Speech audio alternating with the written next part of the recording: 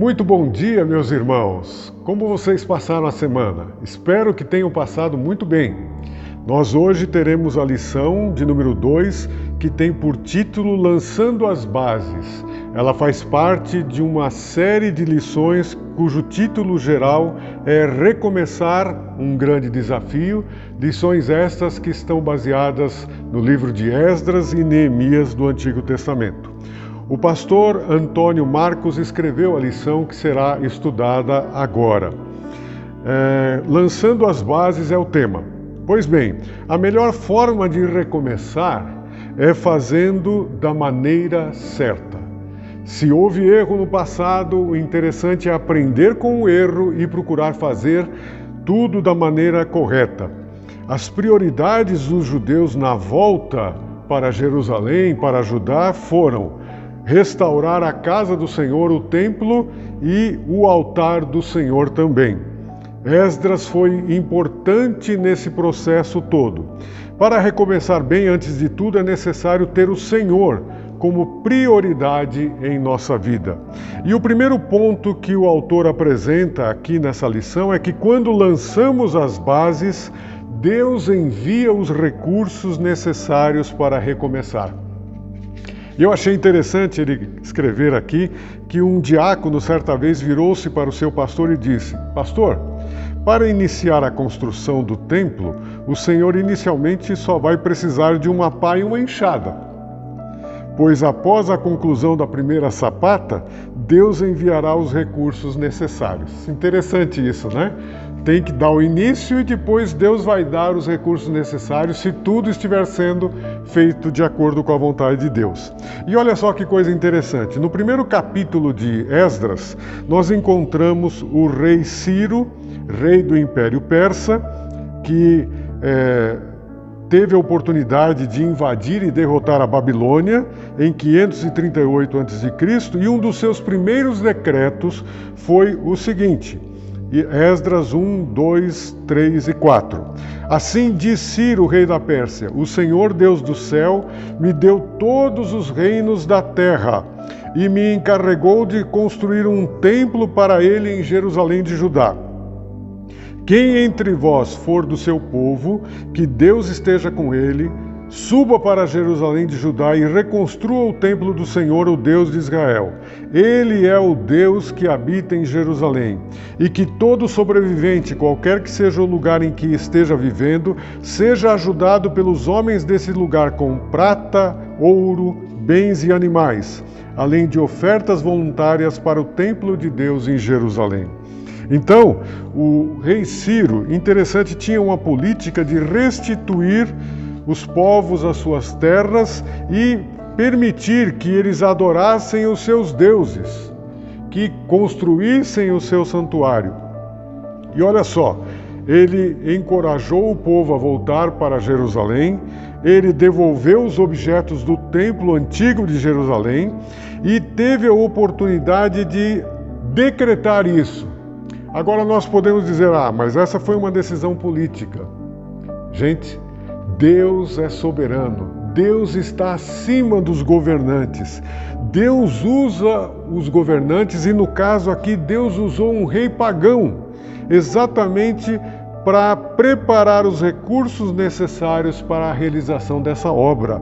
Enfim, quando se coloca o Senhor como prioridade na vida, Deus vai aplainando tudo o que for necessário pela frente.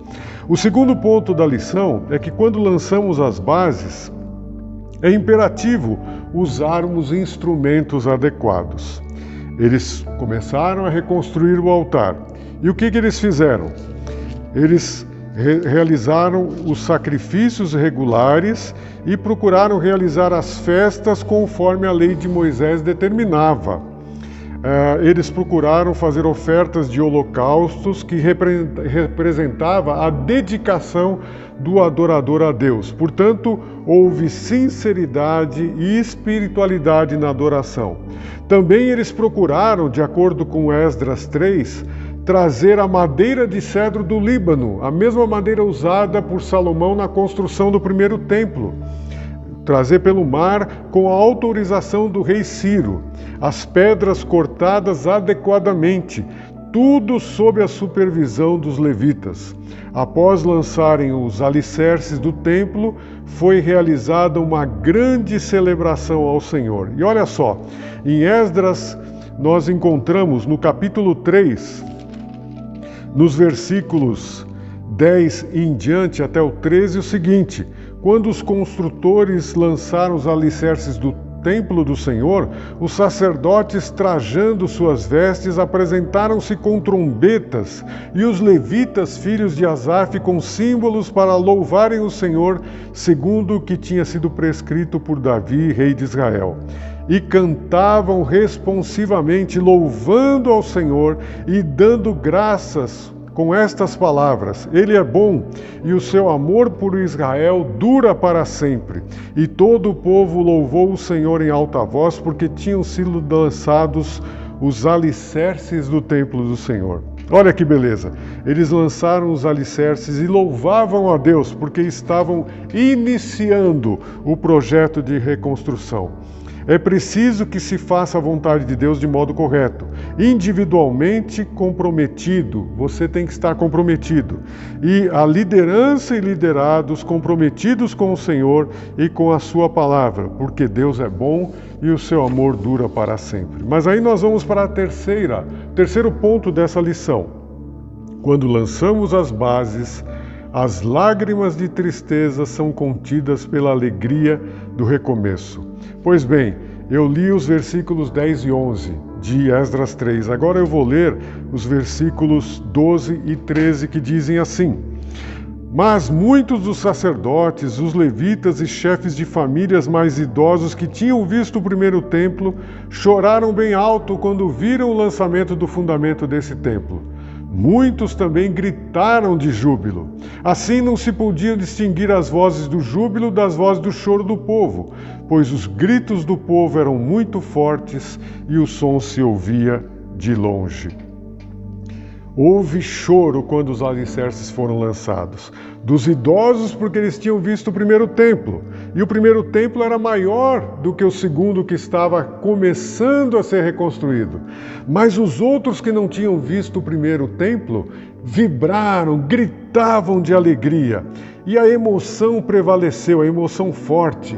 E realmente, quando nós celebramos o Senhor, nós celebramos com emoção, com alegria, com satisfação, porque a obra do Senhor avança e Deus é poderoso.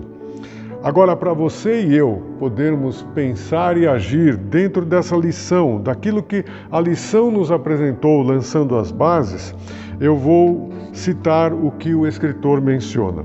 Recomeçar da melhor forma e mais correta é o ideal. O povo priorizou Deus em sua vida e, como consequência, viu a restauração do altar e o lançamento do alicerce para a reconstrução do templo. Agora ele coloca 3 pontos aqui para nós refletirmos. O primeiro diz assim: Deus usa qualquer pessoa para cumprir os seus propósitos e envia os recursos necessários.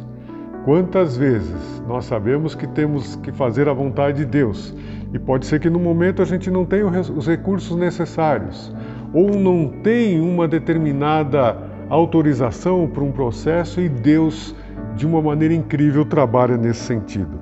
Segundo ponto, Deus requer de cada pessoa uma postura correta diante da execução da sua obra. Fazer o que é certo da maneira correta, isso que Deus requer de nós. E o terceiro ponto, Deus não pode ser limitado pelo tamanho da estrutura de um templo ou por um espaço físico. Apesar deles estarem iniciando a reconstrução do templo, apesar de mais tarde o templo ter sido reconstruído, Deus já havia dito para Salomão que ele era muito maior que aquele templo que havia sido construído por ele. E, portanto, Deus era também maior que esse segundo templo que foi reconstruído pelos judeus. Deus está acima de tudo, Deus é maior que tudo, Deus é soberano, Deus é todo-poderoso. E Ele quer com certeza trabalhar na minha vida e trabalhar na sua vida cada vez mais para nos usar nos propósitos que Ele tem em nos manter ainda vivos neste mundo. Meu irmão, minha irmã, que Deus possa realmente fazer com que essa lição tenha servido para você, tenha falado muito com você. Daqui a pouco, às 10h30, nós teremos o culto presencial, que também será transmitido pela internet. E eu espero que você que não pôde estar ou não pode estar no templo, você acompanhe o culto, participe do culto, louve a Deus com as músicas, com as orações, louve a Deus e receba a palavra de Deus com toda a sinceridade. Que Deus realmente abençoe a você nessa próxima semana. Bom dia.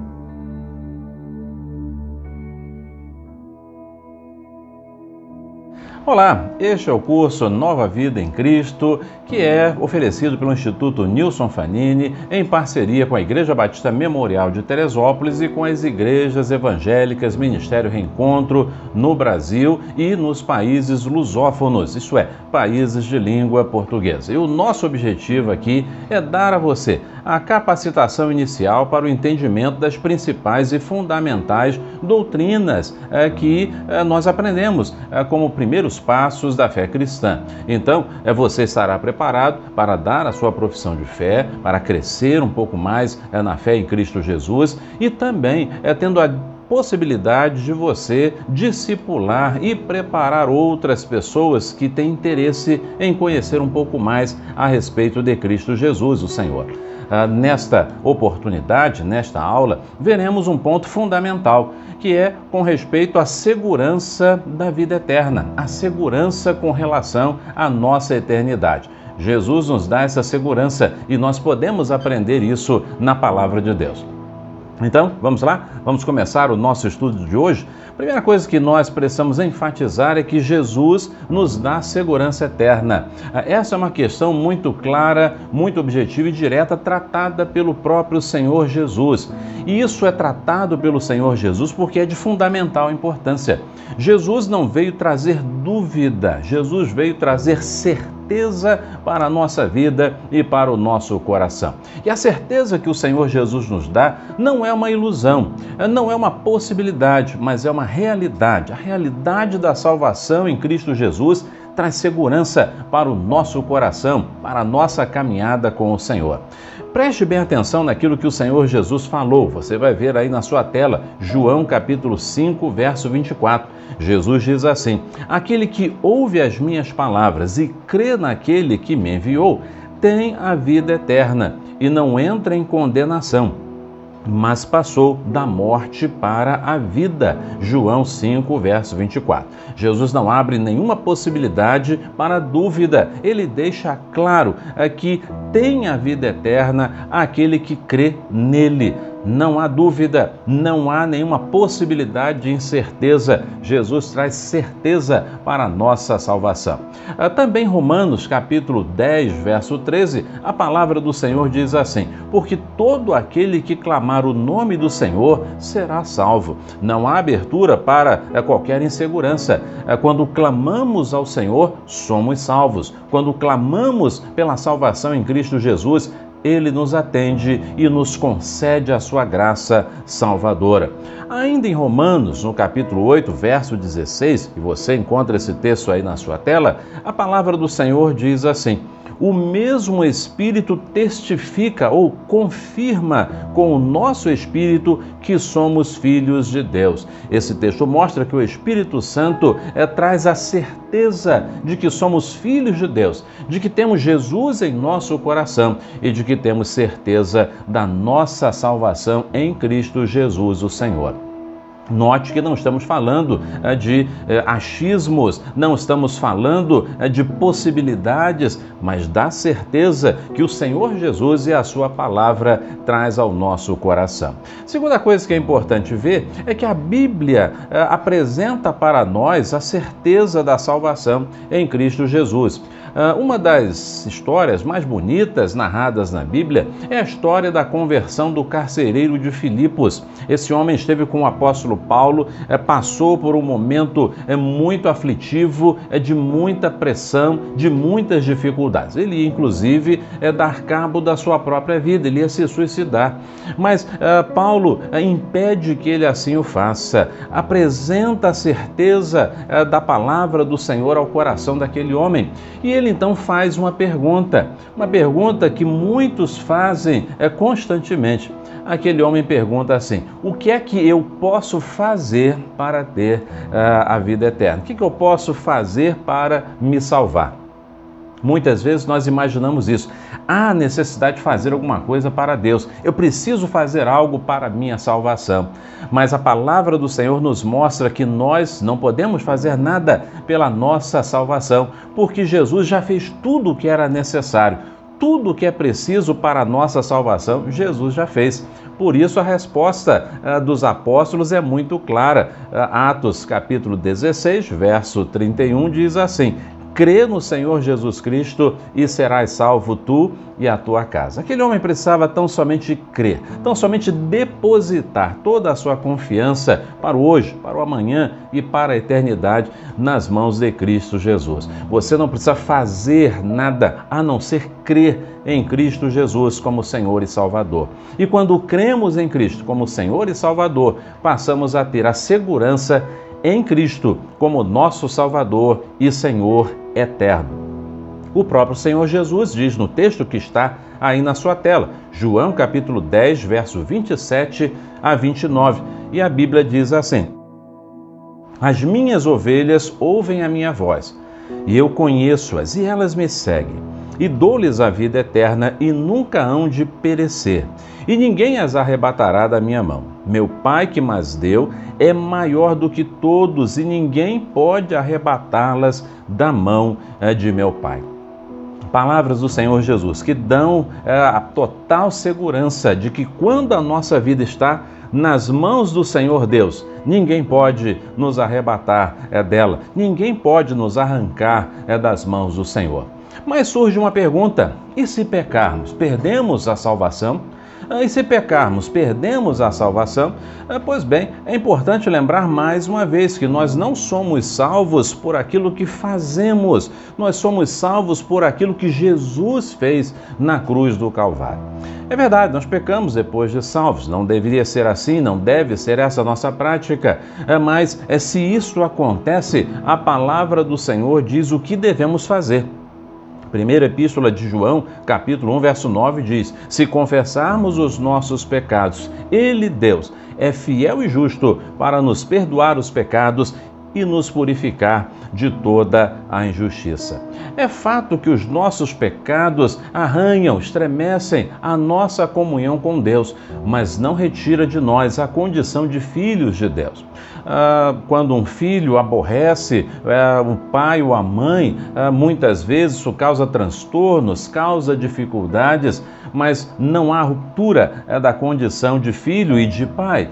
Não existe ex-filho, não existe ex-pai. Não há como romper a relação de filiação e de paternidade. Assim também acontece com o Senhor. Quando pecamos, o que temos de fazer é voltar para o Senhor, pedir perdão e seguir a nossa vida com o nosso Deus, agindo da maneira como o Senhor Deus deseja.